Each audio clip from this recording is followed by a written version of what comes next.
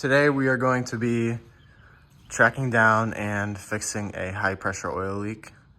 So my symptoms for this is I have a hot no start, which means pretty much when my oil temperature gets above about 140 degrees, the truck won't start back up, it'll just keep cranking. And the science behind that is that the oil gets thinner when it gets hot and it passes through a little leak in the high pressure oil system, and then it won't be able to build PSI to fire your injectors. So I'm gonna track that down. I'm almost 90% sure that it is my dummy plug and standpipe O-rings. And I say that because I just did injectors a couple months ago and everything looked good. Obviously new injector seals for that. And nipple cups, O-rings, they never really go bad unless you mess with them. Once you try to replace those, the whole oil rail is bad, which I did not replace any on mine.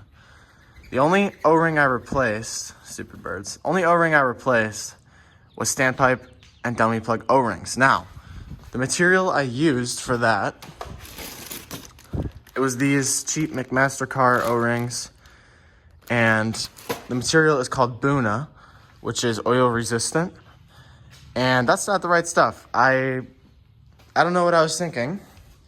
I bought two OEM Alien Power kits for dummy plug and standpipes with the backup rings and everything. I also bought injector seal kit just because I'm not confident on the seal on cylinder number 8, the injector on number 8. So we'll take a peek at that. Obviously some specialty tools, I already have these. 12mm Allen.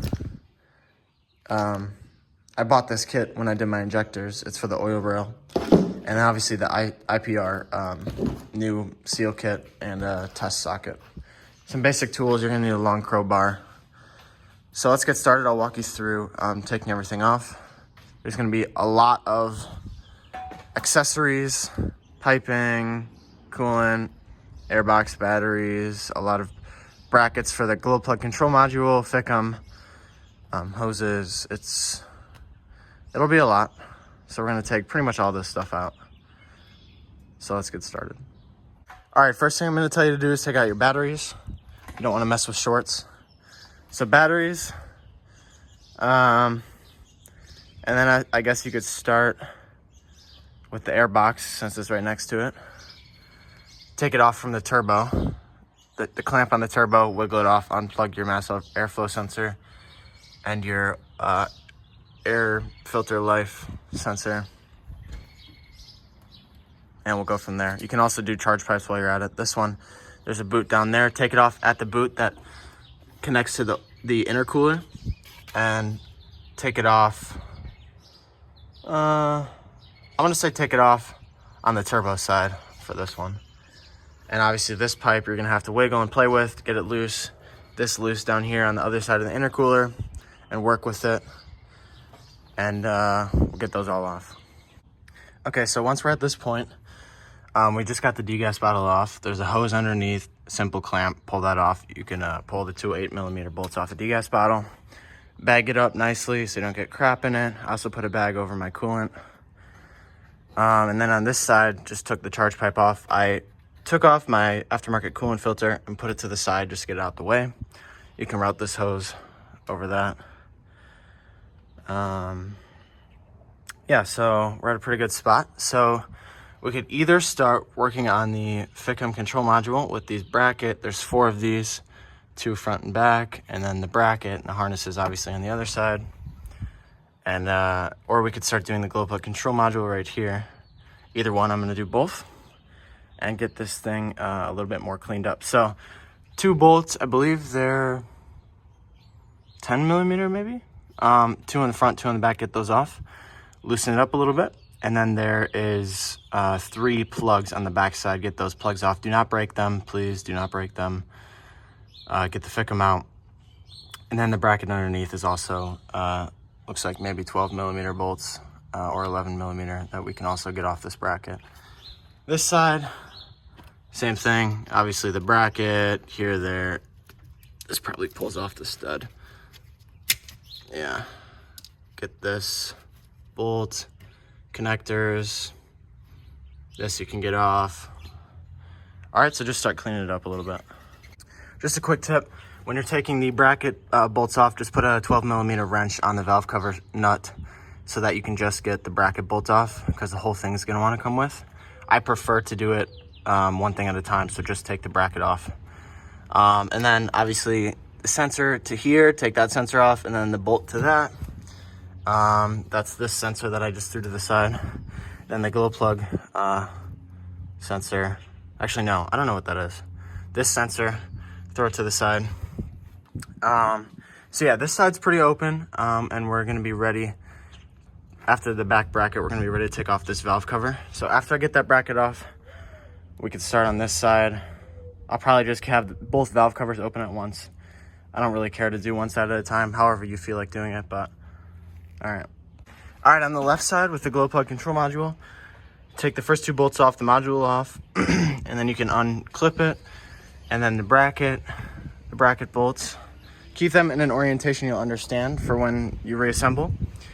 Again, keep the valve cover bolts with the studs, separate them.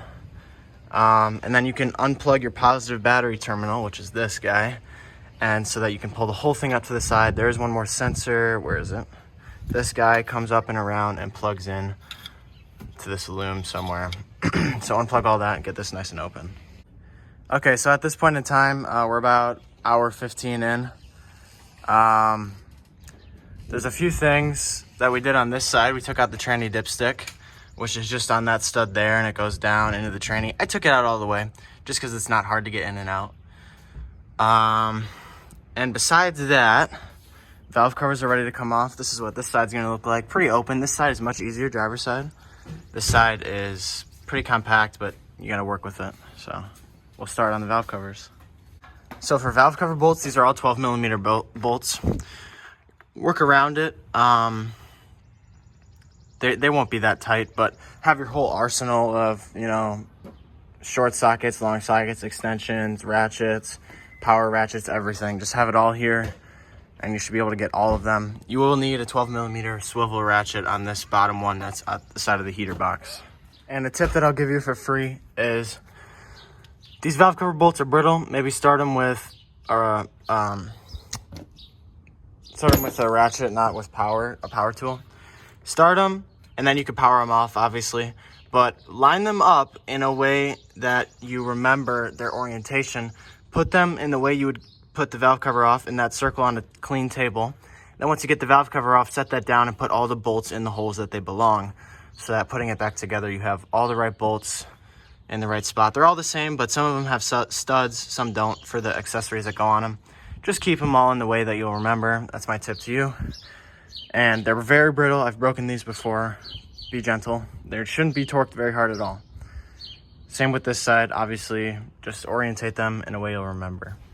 I just want to show you quick what I'm talking about with the valve cover bolt, you know, being able to remember where everything goes. This is the valve cover. Put everything in their corresponding bolt hole so I know. As far as this side, I got the valve cover off. The stand pipes are obviously going to be in the, so dummy plugs, stand pipes in the back. Stand pipes come off in 2 pieces. Make sure to get both pieces. You don't want to fish the one out because then you have to take the oil rail off. O-rings are going to be on that. That's what I suspect has failed. We'll find out. We're going to pull those out now and see. I'm very excited to say that the leak is very clearly on this Buna O-ring that I put on, which is the wrong material. So I suspect they're all like that, and I'm very excited. I'm very excited that that is the issue, not the high pressure oil pump or anything.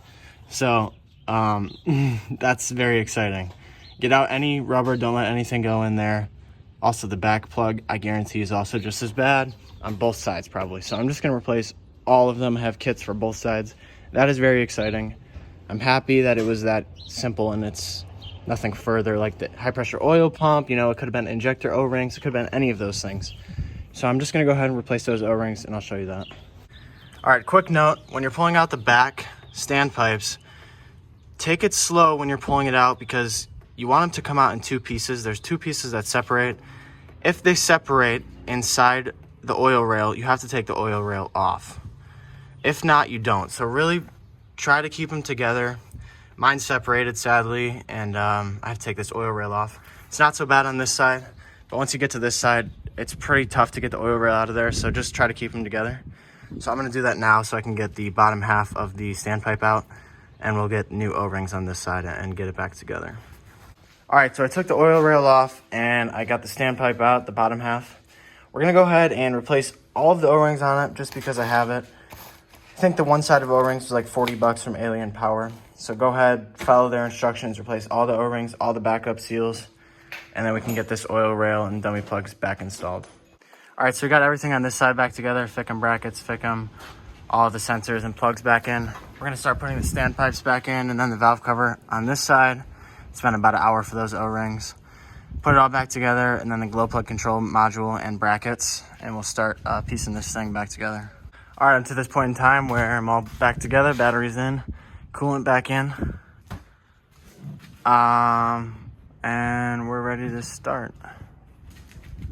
All right, so when attempting to start for the first time with the oil rails having air in them, assuming you pulled them out, you're gonna want to give everything time. Where are my keys? You're gonna want to cycle everything. Let this run, let the fuel pump prime, and crank it for 10 seconds. If it doesn't start, turn it off. Do this again, let it cycle a few times. Crank it for 10 seconds, turn it off. Do that until it starts. Don't fry your starter just by holding it. Just do it, every 10 seconds, and it should start around the second or third time. We'll see how this sounds.